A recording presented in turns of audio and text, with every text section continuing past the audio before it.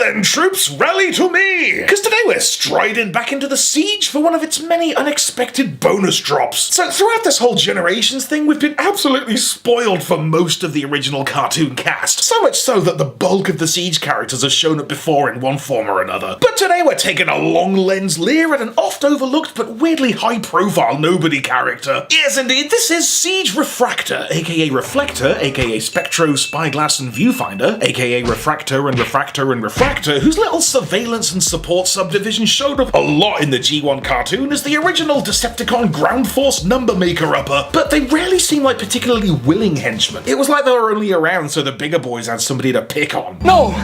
Please! Not me! No! And that appears to still be the case in Siege. Like, all the A-list antagonistas are Voyager class, so Refraktor perfectly settles into the gaps as a deluxe class cannon fodder camera jobber. And it's so weirdly good to see him, because it's not like I've got any particular connection to Refraktor. He never really made much of an impression in the show, and I can't think of anything else he's ever done. Spotlight Wheelie?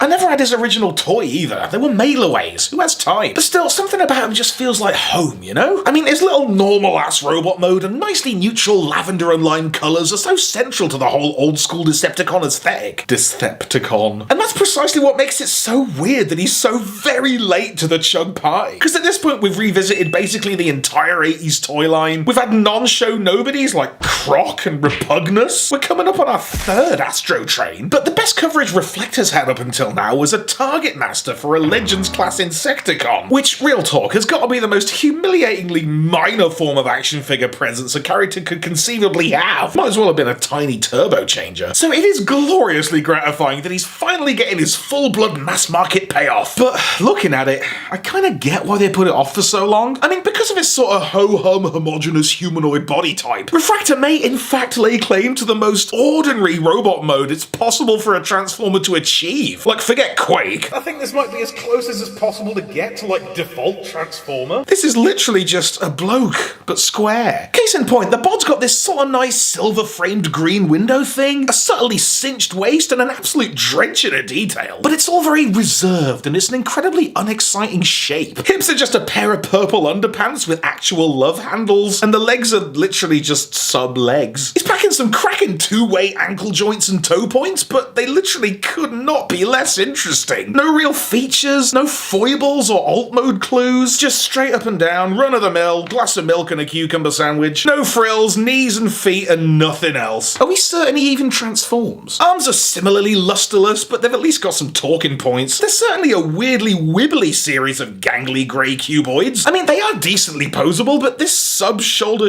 swing is such a friggin' freak show. Plus the elbows are so narrow and low down that the forearms look like they're about to drop off. There's also an unavoidable vacant voidy bit in there, which I could normally let slide on a deluxe, but they've put a friggin' combat port on there, so you can't help but look right through it. Like a porthole to disappointment. Gotta say though, I do enormously love that face. Like, it's got the same sort of dry-ass default mechanoid feel as like Pounce and Wingspan and Battle Slash. That whole stoic silvery mush thing that I always have to point out. But Refraktor gives it a sort of faraway melancholy overtone, like a moody headshot for that pretentious photography blog that he definitely runs. So the accessories definitely match the theme of extreme normal, gloomily grey yet weirdly likeable. Like, he's got this removable belly wheel for the optional Spectro styles, which you can store away in his ass or swap the head out for an even dronier look. Gun looks good and Cybertron-y with a serious caliber barrel and a sweet little Tommy gun drop-down drum. And check out his actual shield, like a proper little medieval heater shield. I don't know why, but something about a robot with his shield really tickles me. But while this one can provide full body protection, it's also got a giant glass shard poking out the back. Doesn't it rather defeat the purpose of a shield if you can slice yourself up with it? Be careful. Anyway, as for the old Siege DVD extras, he's got an appropriate dosage of combat ports, as we've covered. A couple of the old impact pimples. You can go online and punch in his blacklight code for a cheeky desktop wallpaper. And like,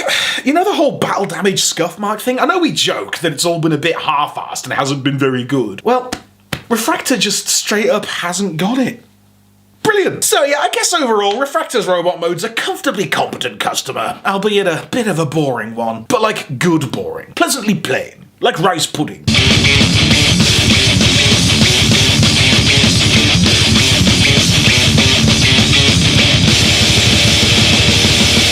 So in what has become the classic move for legacy roleplay first-year Decepticons, Refraktor transforms into nothing in particular. What is this? A spaceship? A shape? A space shape. Like, it's very nakedly just the guy lying down wearing his accessories a bit weird. But I suppose it's just about a vehicle at a push. It's got features, I guess, like this pathetic little see-through circuit board cockpit, and it gives off a sort of hydrofoil vibe with the canopy and this perpetual motion blur propeller and this little ski leg. What? Plus there's a gun at the front, so it at least has a front, but let's be real. This is the kind of quote-unquote vehicle mode that's clearly just a placeholder to tide you over until you fork out for 3 of them. Like, they had to give it this mode so they could sell them individually and still claim that they're a legit standalone transformer. I get it, alright? It's a little cynical, but I get it. But it is rubbish.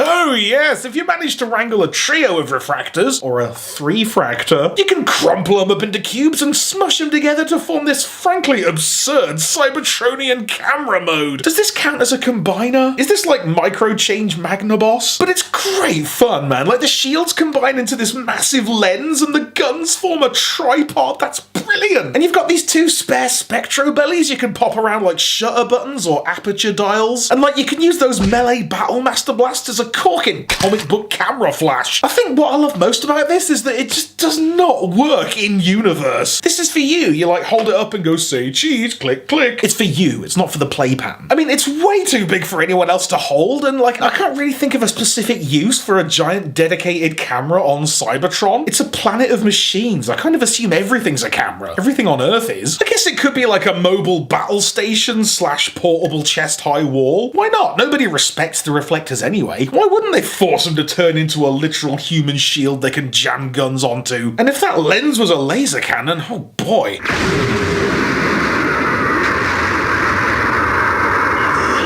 Oh shit! Anyway, there's actually loads of other fun stuff you can do. Like, I did a little film crew thing. That was cool. Get some weaponizers on the go. It's Siege, man. Go crazy. And like, because they just attach to each other side by side, you could potentially build a perpetual wall of refractors. But get this, the camera mode is in fact so switched that they've also put it out as a gorgeous premium 3-pack in original toy colors with all extra bits to turn him into a lush, realistic vintage camera, which you'd think I'd be into, but honestly, I'm good. Because I actually really like Reflector's animation colors, and I'd much prefer to keep things Cybertron style. And like, don't tell nobody, but I'm really not that into cameras. Like, I own a camera, I can operate a camera, but it's a work thing. I just need it so I can get videos done. I'm not interested in it. God, people try to talk to me about cameras. Oh, I used to have a Nikon. Oh, what's your favorite f-stop? I don't care. Oh, no, not you. Oh, come back. Didn't mean like that, okay? You're an important part of this team. We appreciate it. I've stolen a toy of you, okay? Prefer the real you, okay? So yeah, Siege Refraktor's a bit of a weird one. He's a fairly charming little cheekster, but he doesn't really get any speed up until you've dropped another 40 quid on duplicates. Cause look, I'm all for cross-compatibility, but Siege really lives and dies on pressuring you into buying several of the same thing, right? And Refraktor is peak Siege. Cause with Cog and the weaponizers, it's like, yeah, this guy's fun, he does a cool thing, but it'd be more fun to get a couple and do the fun thing more. That's just maths. Same thing with the Seekers, you can have a grand old time with one, might be fun to build a squadron. But with Refraktor, it's like, it can do a cool thing, but only if you buy 3 of it. And if you don't, then it basically sucks. But you know what? They got me, didn't they? They got me, and I'm not sorry. We've waited this long for a Generations Reflector, and it is alright. Might as well get the full experience. So yes, well played, Hasbro, you got me. Again. Gives a job.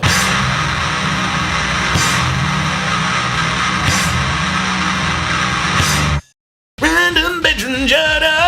Cheers for watching, gang. Hope you liked that one. I kinda did. And big shout outs this time to a certain Mr. Raymond Irons. See you next time, sexy. Be sure to subscribe for more Thew's awesome Transformers reviews. 2 waves late since 2008.